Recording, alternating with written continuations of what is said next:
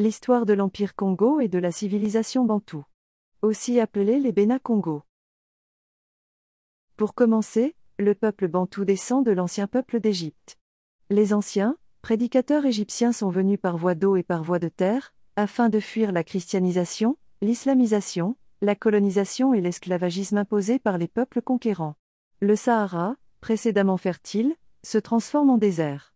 Ses habitants cherchent leur survie en se regroupant sur les bords du Nil. À cause des peuples conquérants, fils et filles bantous migreront de la région des Grands Lacs du Nord, jusqu'à l'Afrique du Sud, en passant par l'Est et l'Ouest du continent. Naré-Mari ou Narmer est le premier pharaon de l'Égypte noire antique. Sa tête en calcaire est exposée au musée de Pétri de Londres.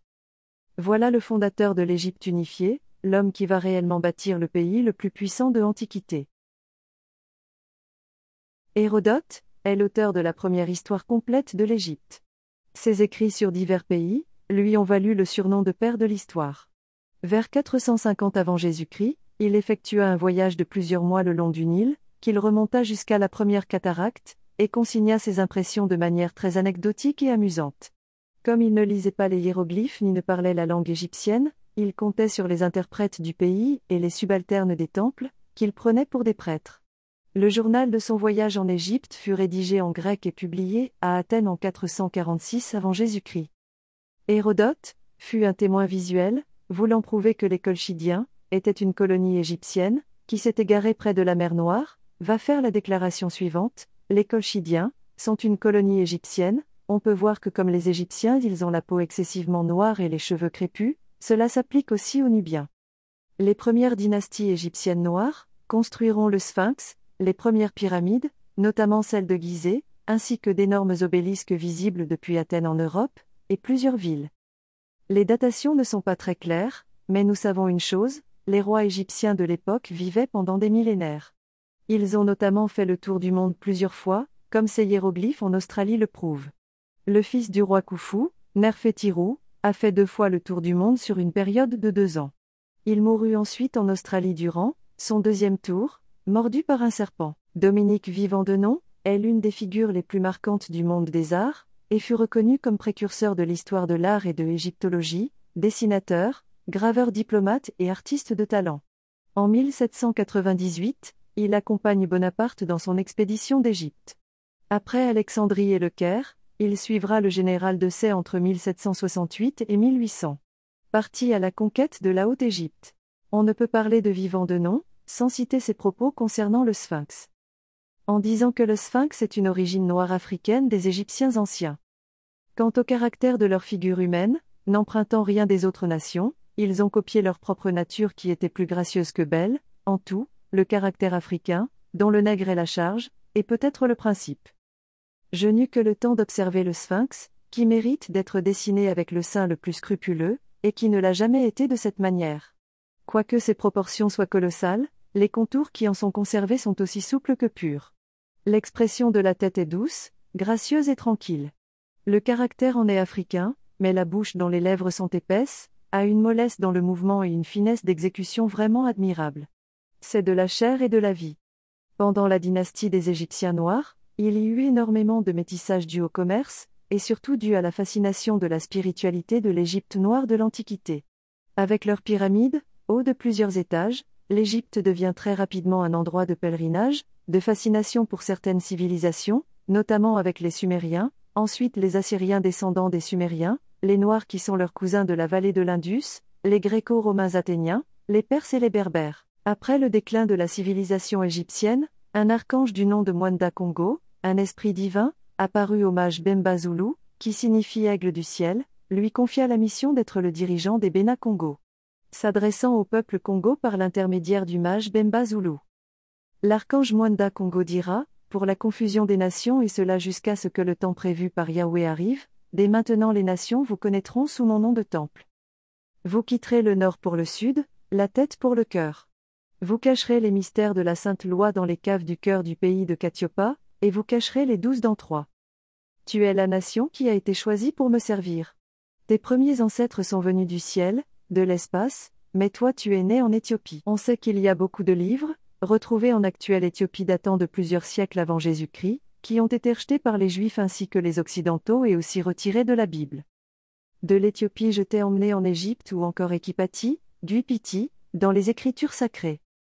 Et maintenant, je te fais sortir de l'Égypte, et je t'envoie au-delà de l'Éthiopie, pour y être la tête et le cœur de cette grande région qui va de l'océan Atlantique jusqu'à la source du Nil. Tu iras vivre au pays de ce grand Mani Congo qui viendra du ciel.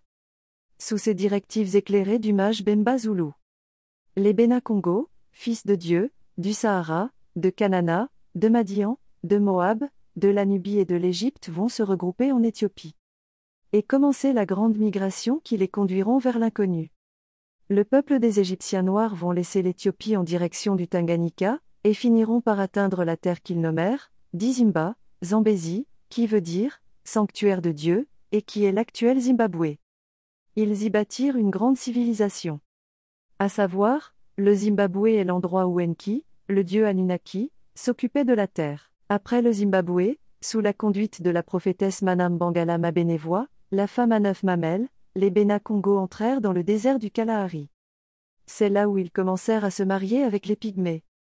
Ces derniers ont les mêmes origines que les Bantous, pourtant, ce ne sont pas des Bantous, mais une création bien ancienne des Bana Bazoulou. Aussi connus sous plusieurs formes. Cela varie selon les nombreux peuples, et les nombreuses tribus qui se sont créées avec le temps. Une nouvelle génération des Béna Congo naîtra du désert du Kalahari, et entrera dans le pays de la terre promise. Une souche de Béna Congo va perdre l'itinéraire et s'orienter vers le sud de cette souche d'où sortira l'Ngoni, et ensuite l'Empire Zoulou de l'Afrique du Sud. Dans leur marche à l'intérieur de l'actuel Congo, les Béna Congo atteignirent la montagne sacrée appelée montagne de Lemba.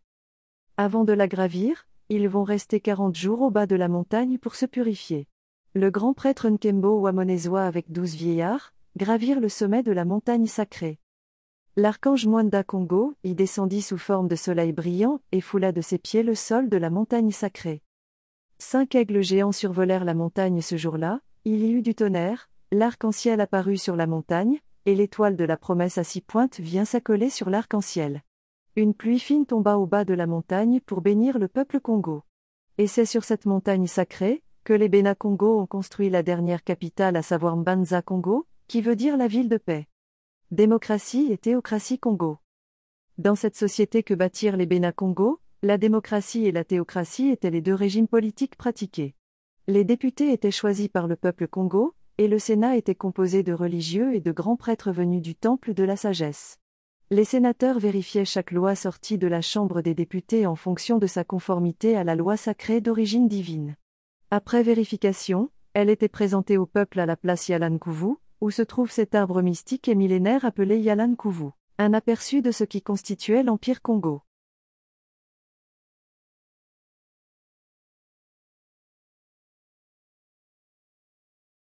En l'an -9500, les Égyptiens noirs qui forment le proto-Niger-Congo, et qui formeront les Béna Congo par la suite, s'élargissent à l'est et à l'ouest du Nil par voie maritime. À partir de -9500, afin de fuir les pays conquérants, les Bantous ou les Béna Congo migrèrent de la région des Grands Lacs du Nord jusqu'à l'Afrique du Sud en passant par l'Est et l'Ouest, en cherchant des terres fertiles. En -3020, les Bantous entamèrent progressivement leur descente vers le sud de l'Afrique, et ce n'est que vers 1225 qu'ils domineront les territoires au sud. Au cours de ces migrations, beaucoup développeront plusieurs civilisations mais fort heureusement l'unicité de leur langue résistera, à une certaine mesure. C'est le cas des Dogons qui ont conservé les mêmes croyances et les mêmes coutumes ancestrales, ou également celles des Ngoni qui formeront peu de temps après l'Empire Zoulou. Les racines Congo de l'Empire Zoulou. Les Zoulous étaient à l'origine un clan Congo, fondé par Kantambela Zoulou, dans ce qui est aujourd'hui le KwaZulu-Natal. Ils appartenaient au groupe des Ngoni, un peuple bantou, qui occupait la région sud. Originaires du Nil de la région subéquatoriale, centrale-orientale de l'Afrique, ils migrèrent vers le sud durant plusieurs siècles, avec de grands troupeaux de bétail, entrant dans ce qui est maintenant l'Afrique du Sud. Des grandes vagues de migration suivirent à cette période. Le peuple Ngoni sont des groupes d'anciens prêtres égyptiens noirs, qui font partie du plus grand groupe de Bantous, qui occupe une grande partie de l'Est et du Sud de l'Afrique. La création de l'Empire Zoulou par Tchaka. Beaucoup de tribus et de clans ont été réunifiés par Tchaka Zoulou. Son organisation était efficace pour intégrer les tribus qui avaient les mêmes coutumes et ancêtres. en partie en raison des régiments de classe d'âge où les hommes de différents villages étaient réunis. La tribu Ngoni a gardé les mêmes pratiques politiques que celles utilisées depuis les Grands Lacs.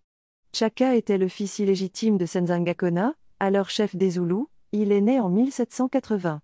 Sa mère Nandi a été bannie par Senzangakona et trouva refuge dans une autre tribu, l'Mtetua.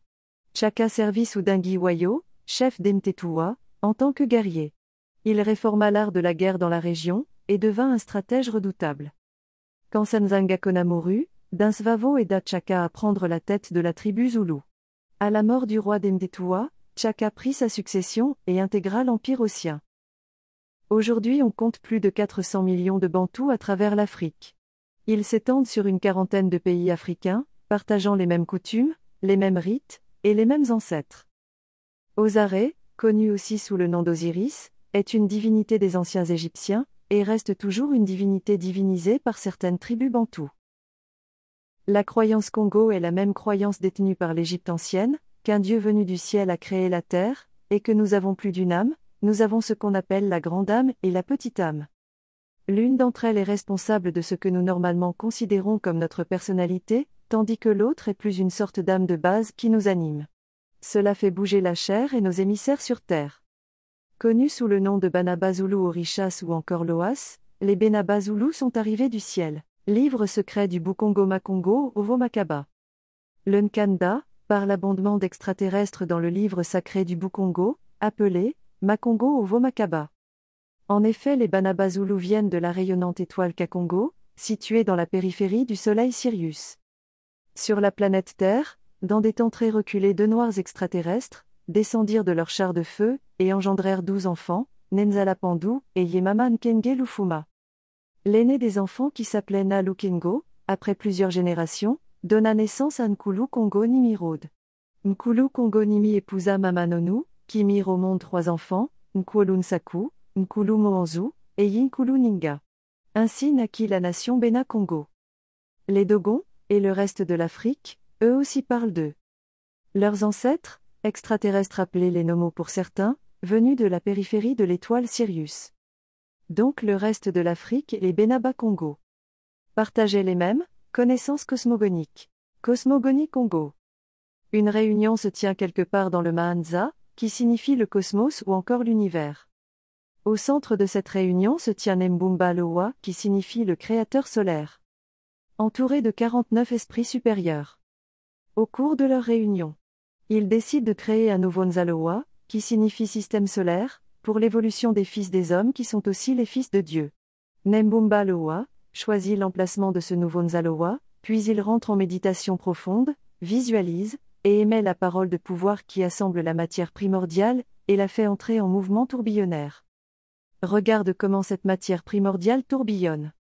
Du feu apparaît la lumière puis le son. De ce feu central sortent des boules gigantesques de matière en fusion qui s'élancent dans le Luxalungunu, et se mettent à tourner autour du grand feu central, devenant ainsi des Minanza qui signifient planète. L'un de ces Mpinanza reçoit le nom de Ntoto.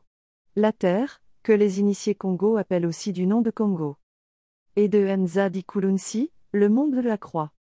Car en effet Nekongo Kalonga, Mfumu à Congo, est la deuxième personne de la Trinité Congo dont la parole de pouvoir rayonne une puissante énergie de couleur bleu pur.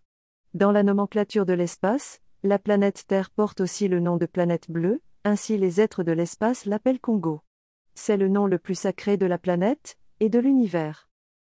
Nembumba Loa est le grand architecte de notre système solaire.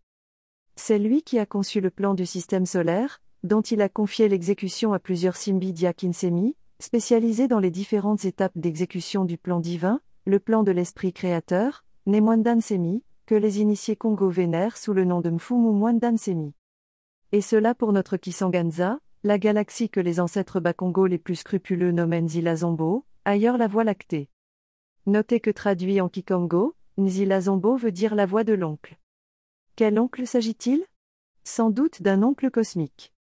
Sous la supervision de ces génies créateurs, la planète Terre continua à se transformer, jusqu'à ce qu'au-dessus du règne minéral surgissent les règnes végétal, animal et humain des fils de la Terre. Pour modifier le code génétique des fils de la Terre, les Banaba Zoulous sont venus sur cette terre, éclairé par la lumière du grand soleil de Zeta Dianza, le centre du monde Sirius. Ainsi, une partie de la vie qui évoluait dans la périphérie du grand soleil de Zeta Dianza fut transférée sur la planète Terre sous la supervision des êtres de l'espace. Ainsi, pour réaliser le dessein de l'être cosmique, Nenzalampandu, ou l'ancêtre, des Noirs de grande taille, fut amené par les êtres de l'espace sur le plateau de l'Éthiopie, où ils débarquèrent et baptisèrent la planète Terre du nom de Congo. Tandis que le monde spirituel est appelé Simu Congo.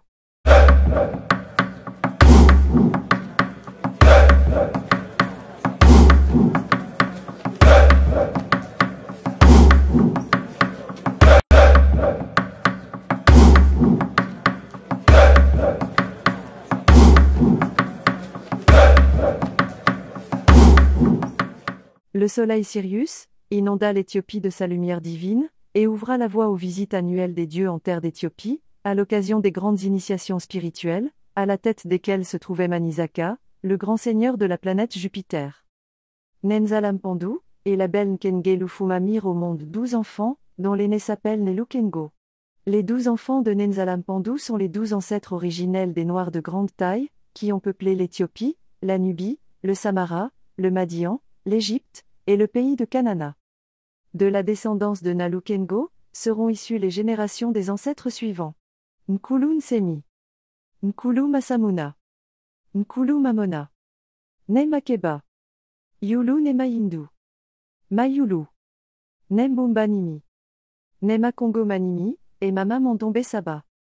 Après le déluge, Nezulu Makeba mit au monde l'ancêtre Nimi, qui se maria avec Mama Ngunu, et mirent au monde en Éthiopie 3 enfants, Nsaku, Mpanzu et Nzinga, qui sont devenus les 3 ancêtres de base après le déluge de la nation Congo.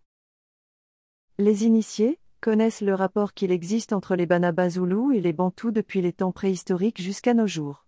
Les sages Dogon font mention des nomos venus de Sirius, avant la création des hommes, puis amenant le feu solaire et les techniques de l'agriculture. Un objet volant est venu amener certaines espèces animales, des plantes accompagnées de 8 ancêtres primordiaux. Le Bukongo enseigne que dans un lointain passé, les Banaba Zoulous, partis de la planète Kakongo, sont venus apporter la civilisation équilibre, science et conscience sur cette planète Terre. C'est l'arrivée du grand patriarche Nzalampandu et de son équipe. Ils sont venus à bord d'un Kumbi Diatia, d'un Nzaza Zoulou.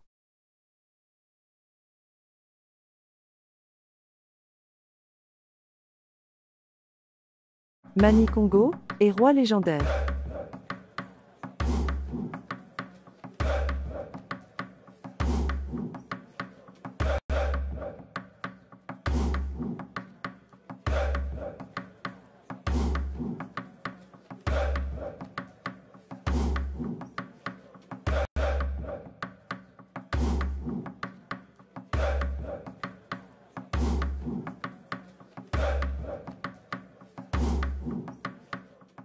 Dit loi, sacrée Congo.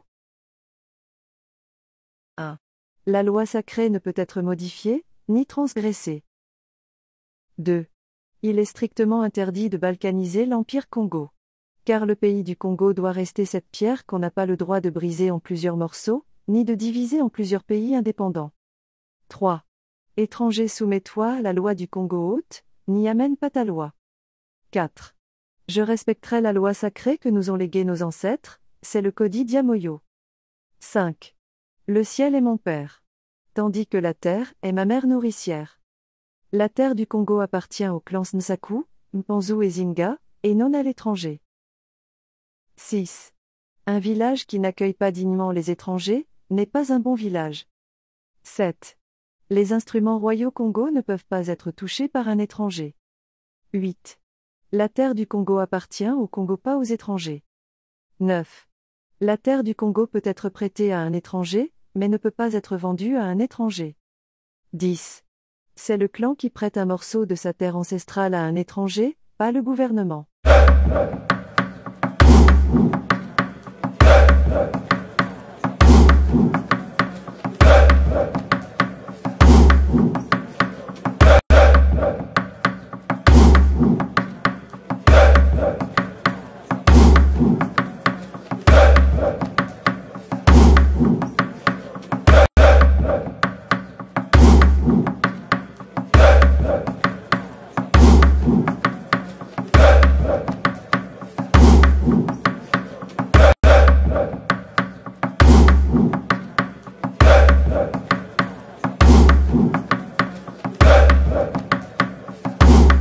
La musique congo offre un mélange de chants a cappella entrecoupé de percussions et d'accents acoustiques, qui reste fidèle aux racines bantoues. En son centre musical se trouve le pouvoir du tambour parlant, qui permet aux gens de rester connectés aux ancêtres. Les rois de l'Empire Congo, sous l'emprise des conquistadors portugais.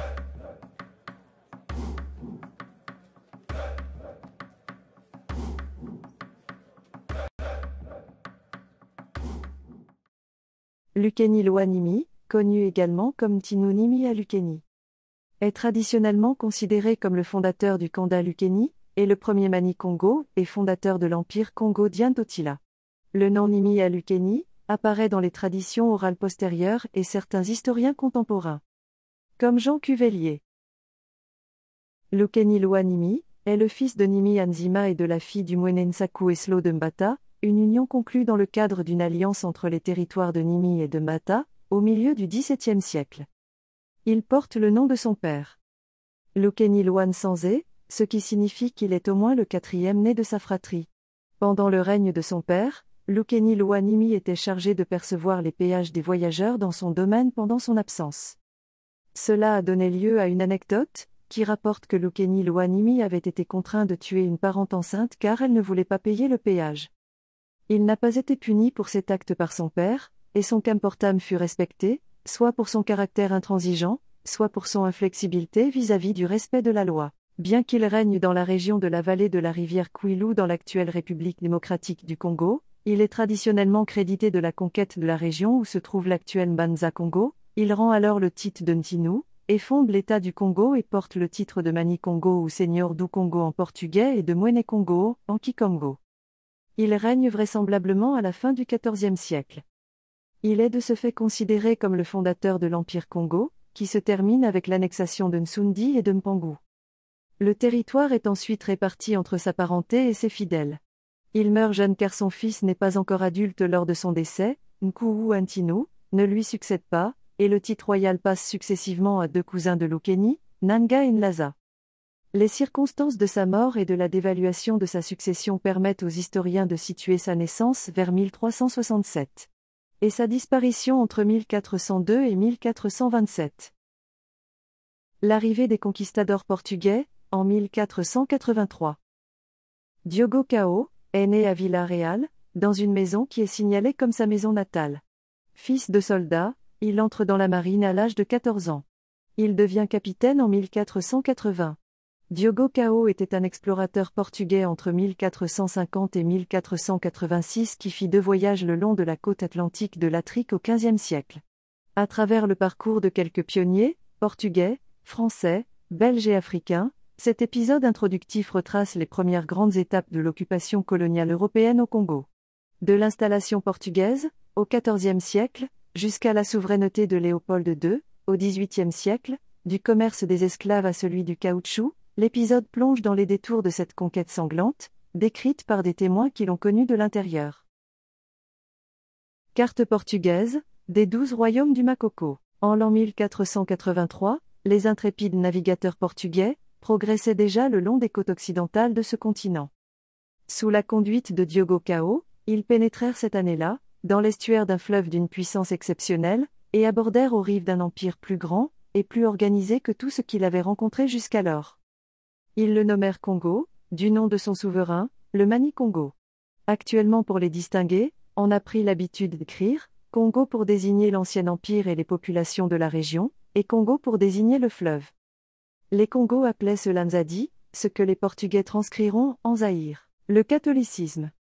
Le 3 avril 1484, les Portugais soumettent l'Empire Congo à l'esclavage, et baptisent les Mani-Soyo, et Zinga Nkuu sur la côte atlantique Congo, à Mbanza-Congo. À la demande expresse des missionnaires portugais, les Mani-Soyo ordonna que soient brûlées toutes les statuettes mystiques, tous les masques et bâtons sacrés, tous les colliers et bracelets bienfaiteurs, toutes les figures protectrices, toutes les reliques de la spiritualité Congo, qui symbolisaient l'ancestralité pluriséculaire Congo de l'Égypte pharaonique au Congo. Le lendemain du 3 avril 1484, les Mapata qui étaient les élus, et les savants du peuple Congo sont brusquement devenus des sorciers pour les missionnaires portugais. Les Nganga Kisi qui étaient des médecins, sont devenus des féticheurs. Les Nganga Zambi sont devenus des êtres méprisés. Les Mfumumpezo qui étaient des prêtres, chefs spirituels et responsables du Kaolin sacré, sont devenus du jour au lendemain des satanistes. Les Nganga Mayele qui étaient des êtres intellectuels, des éducateurs et enseignants, sont devenus des êtres malfaisants. Zinga Nkuu. En portugais, Joao ou Dom Jono, d'où il est aussi appelé en Kikongo Ndanzoima. Par intégration linguistique. Gouverneur de la province septentrionale de Nsundi. De Nzazavumbi connu sous le nom de plateau Bateke aujourd'hui, son règne allait connaître des bouleversements inédits. En effet, c'est à son époque que l'explorateur portugais Diego Cao arrive à l'embouchure du fleuve Congo, en 1483.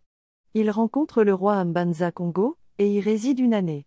Après ce premier contact, il repart en laissant quelques soldats sur place, emportant avec lui des membres de la famille royale Congo.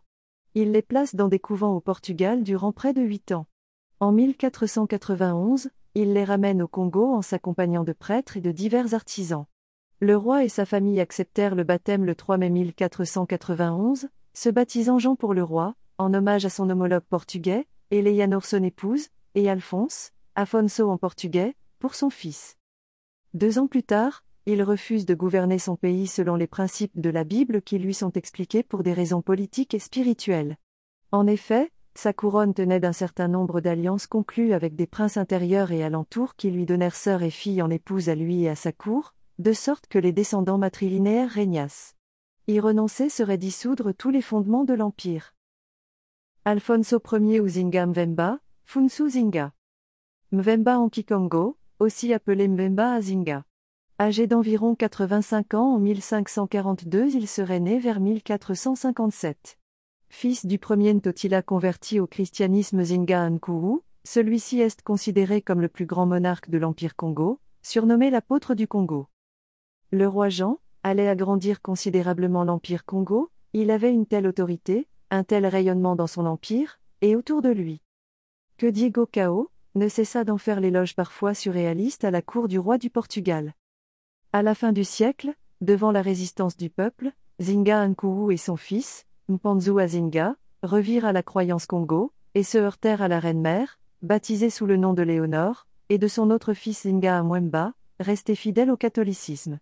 Cette opposition entre les deux frères aboutira à la guerre civile, dès la disparition de Zinga Nkuu, en juin 1506. Zinga Mwemba montera sur le trône après avoir vaincu et tué son frère Mpanzu Azinga, et prendra comme nom de baptême Alfonso Ier.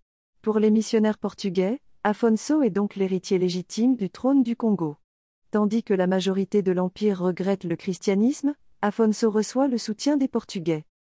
Prise et consolidation du pouvoir. En 1706, Joao Ier meurt, Afonso et son demi-frère Mpanzu Akitima, à la tête de la faction hostile au christianisme, se disputent la succession. Bien que d'abord intronisé roi, Mpanzu Akitima est vaincu par Afonso lors de la bataille à Mbanza-Congo. Une fois au pouvoir, la position d'Afonso n'est toutefois pas bien établie pour résoudre ce problème. Afonso a recours à plusieurs méthodes.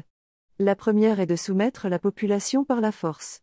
La seconde est de la corrompre grâce à des produits, obtenus via le commerce avec les Portugais, ou hérités de son lucratif gouvernorat, dans la province de Nsundi avec le cuivre. La troisième est sa réforme de la chrétienté Congo. Alors qu'elle fut initialement rejetée en tant que culte Mbumba, c'est-à-dire en tant que culte des divinités, elle est mieux acceptée dans le cadre d'une Kadimpemba, qui relève davantage de la sorcellerie, magie blanche ou noire. Les nobles acceptent mieux ce christianisme, réformé en ce sens, qu'il ne menace pas les cultes Mbumba sous leur contrôle. La quatrième consiste à ignorer la pratique de la monogamie imposée par les Portugais, plutôt que de se marier avec des femmes de son clan, il épouse des femmes nobles afin de conserver le soutien de ces derniers. À l'époque d'Afonso, la loi Congo interdit de vendre des hommes libres de l'Empire, seuls les captifs de guerre peuvent légitimement être vendus. Lorsque le roi du Portugal cherche à développer un commerce d'esclavage des peuples Congo, il perd ce monopole. Des hommes libres de l'Empire sont alors kidnappés et Afonso se plaint, en 1526 auprès des Portugais de ces hommes sans conscience et voleurs qui se prêtent à des activités illégales. Il fait même savoir au roi du Portugal sa volonté de ne plus recevoir de marchands portugais en son territoire. Qu'il n'y aurait plus de traite des esclaves dans l'Empire Congo. Cette déclaration ne sera toutefois pas suivie d'actes. Quand il reprend le contrôle de l'économie de l'Empire, forcé par les missionnaires portugais, Afonso se prononce à nouveau, en 1540. En faveur d'un commerce avec les Portugais, incluant les esclaves. On présente souvent Afonso comme un roi naïvement idéaliste, et européanisé dont la crédulité aurait conduit son pays vers le déclin, et la soumission aux Portugais. La réalité semble plus complexe, puisque l'on sait qu'il n'empruntait pas tout ce qui était portugais. Il a par exemple rejeté la monogamie pour s'assurer le soutien des nobles de l'Empire. Il s'est aussi moqué de la rigidité de la loi portugaise qui pourrait même interdire de poser le pied sur le sol. D'autre part, les innovations qu'il introduit dans l'Empire ont, à part le christianisme, prouvé leur efficacité telle que les armes à feu qui effrayent et chassent les envahisseurs Jaga sous Alvaro Ier, qui permettra au futur roi du XVIIe siècle de lutter d'égal à égal face aux mensonges et aux manipulations de leurs ennemis européens. Exportation, des peuples Congo, aux Amériques.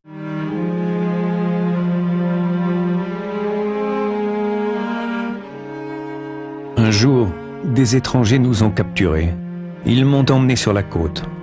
C'est là que j'ai vu pour la première fois un bateau d'esclaves et ça m'a rempli d'étonnement, puis de terreur, lorsqu'ils m'ont amené à bord et que des membres de l'équipage m'ont inspecté pour voir si j'étais solide. J'ai pensé que j'étais entré dans un monde de mauvais esprits vaudous et qu'ils allaient me tuer.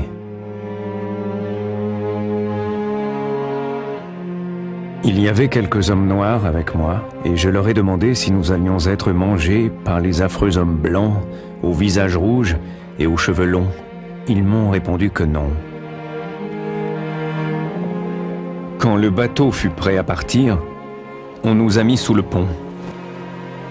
La puanteur de la cale était insupportable. On nous avait tellement entassés qu'il était difficile de se retourner. Il faisait si chaud dans cet endroit étroit que nous étouffions.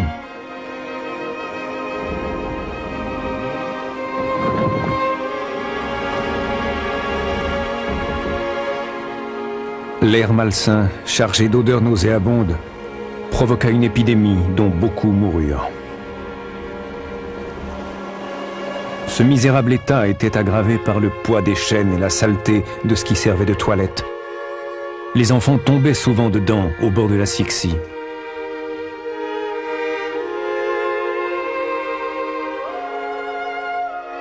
Les cris des femmes et les râles des mourants augmentaient l'horreur de cette situation déjà difficile.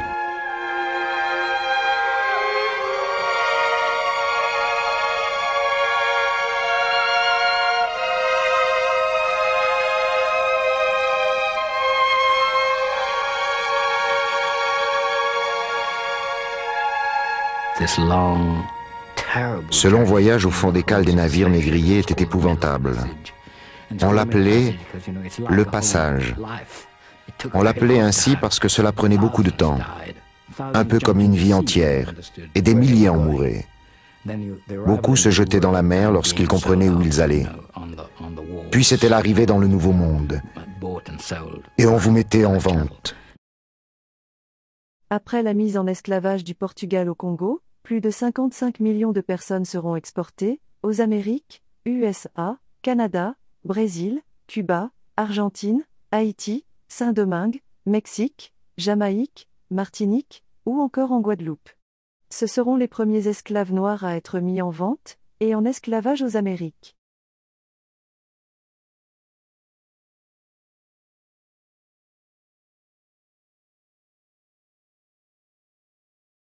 La mission secrète, du premier ambassadeur africain en Europe.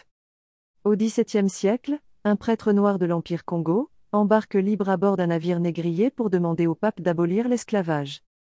Emmanuel Nevunda, mort en 1608, également appelé Antonio Emmanuel Nevunda, ou Antonio Emanuele Funta, fut l'ambassadeur du Congo, envoyé par le roi du Congo, Alvaro II, au pape Paul V, entre 1604 et 1608.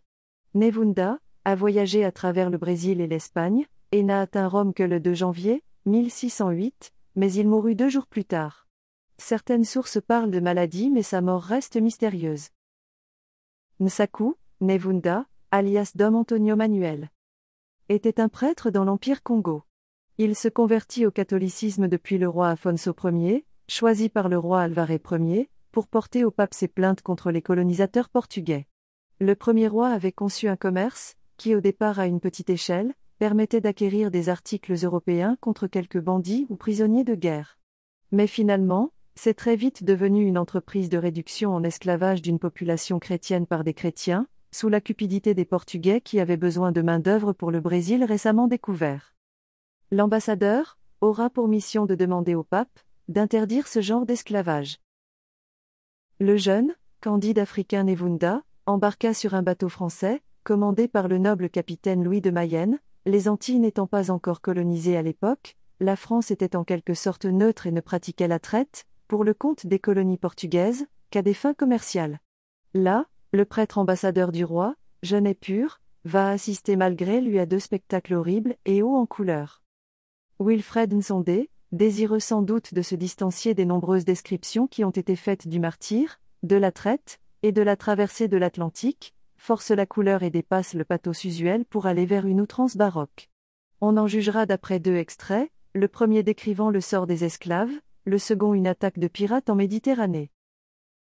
Dans l'entrepont, des centaines de gorges emplies de désespoir râlaient en désordre, de lamentations incessantes. Les esclaves devenaient complètement déments, certains en périssaient.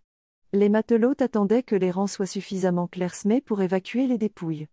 Allongés sur 3 niveaux d'étagères avec des baquets destinés à leurs besoins, les vivants furent sciemment maintenus, parfois plusieurs jours, dans une horrible promiscuité avec les cadavres, un pas de plus dans la descente vers le sordide.